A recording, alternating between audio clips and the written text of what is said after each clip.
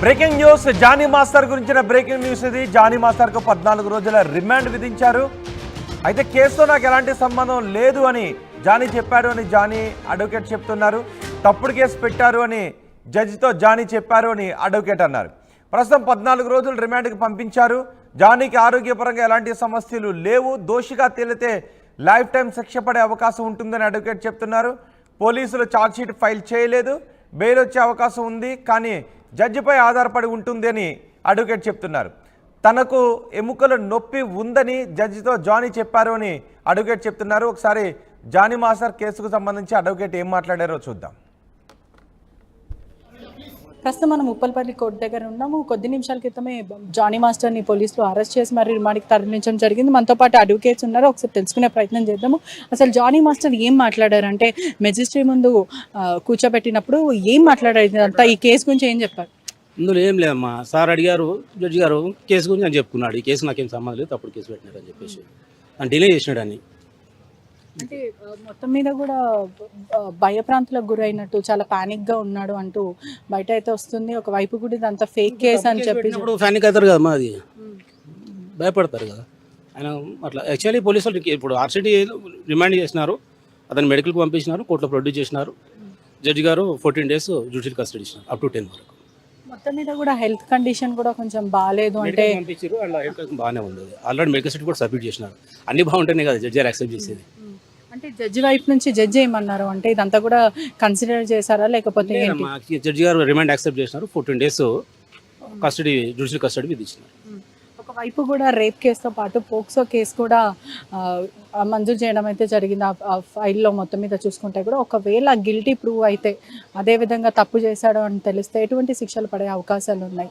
ఒకవేళ శిక్షలు పడినప్పటికీ కూడా ఇది ఫేక్ కేసు కింద కూడా ఒకవేళ తను మహిళ ఎవరైతే బాధితురాలు ఇప్పుడు మనం భావిస్తున్నామో ఇది ఫేక్ కేసుగా ఒకవేళ మంజూరు అయ్యి ఉంటే తనకి ఎటువంటి శిక్షలు పడే అవకాశం, తన మీద ఏమైనా కోర్టు చర్యలు తీసుకుంటుందా? గిల్టీ అయితేనా?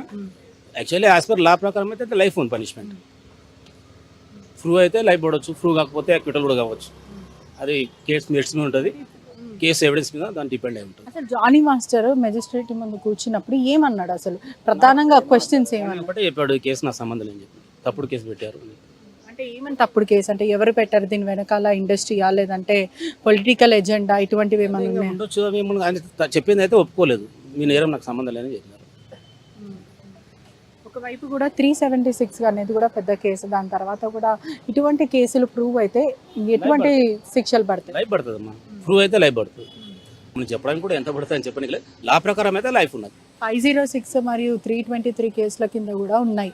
ఇవంతా కూడా పరిగణిస్తే ఫేక్ కేసు అని చెప్తున్నారు. 506 వచ్చి రిటర్న్ విత్ దేర్ కాన్సిక్వెన్స్ భయపెట్టించండి అని చెప్పేసి, 323 వచ్చేసి simple injuries without weapon.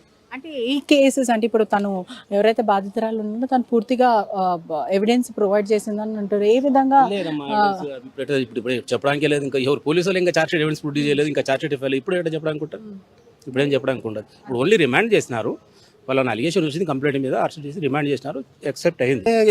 Actual అయితే ఉన్నది, యాజ్ అడ్వకేట్గా అయితే చెప్పవచ్చు, ఉన్నది మెరిట్స్ మీద. అది జడ్జి మీద ఆధారపడి ఉంటుంది, సార్ ఇవ్వాలా లేదా అని చెప్పేసి ఆర్గ్యుమెంట్ మీద కన్విన్స్ అయితే సార్ ఇస్తారు, లేదంటే మనం సెకండ్ చేసుకోవాలి, అప్పీల్ ఇవ్వాల్సి వస్తుంది. చార్జ్ షీట్ ఫైల్ అయిన తర్వాత కూడా రావచ్చు. అతని హెల్త్ బాడీ లాంగ్వేజ్ ఎట్లుందంటే చూస్తున్నట్టయితే మీరు చూసారు కాబట్టి బాడీ లాంగ్వేజ్ అంతా ఎలా అనిపించింది అంటే? యాక్చువల్లీ బిఫోర్ ప్రొడ్యూస్ మ్యాజిస్ట్రేట్ గారు ముందు ప్రొడ్యూస్ చేసే వరకు యాజ్ పర్ సిఆర్పిసి ప్రకారంగా ఆయనను మెడికల్ చెకప్ గురించి హాస్పిటల్ ప్రొడ్యూస్ చేసినాక అన్ని ఫిట్ అయిన తర్వాతనే జడ్జి గారు ప్రొడ్యూస్ చేస్తారు, తర్వాతనే రిమాండ్ యాక్సెప్ట్ అవుతుంది. మనం అది ఇంకా ఎవిడెన్స్ ఇంకేం చెప్పడానికి లేదు. జడ్జి గారు ఆ సాటిస్ఫై అయితే ఎన్ని రోజులు ఇవ్వచ్చు అని చెప్పి మనం చెప్పడానికి ఉండదు, ఆర్డర్ వస్తుంది. అంటే కుటుంబానికి సంబంధించిన వాళ్ళు ఎవరైనా మాట్లాడే ప్రయత్నం చేస్తారా? వాళ్ళ భార్య వచ్చింది మేడం, వాళ్ళ భార్య వచ్చింది, అంత ఇంకో వాళ్ళ భార్య తప్ప ఇంకెవరు ఏం రాలేరు. వాళ్ళ భార్య కూడా ఇదంతా తప్పుడు కేసు అని చెప్పి చెప్తుంది.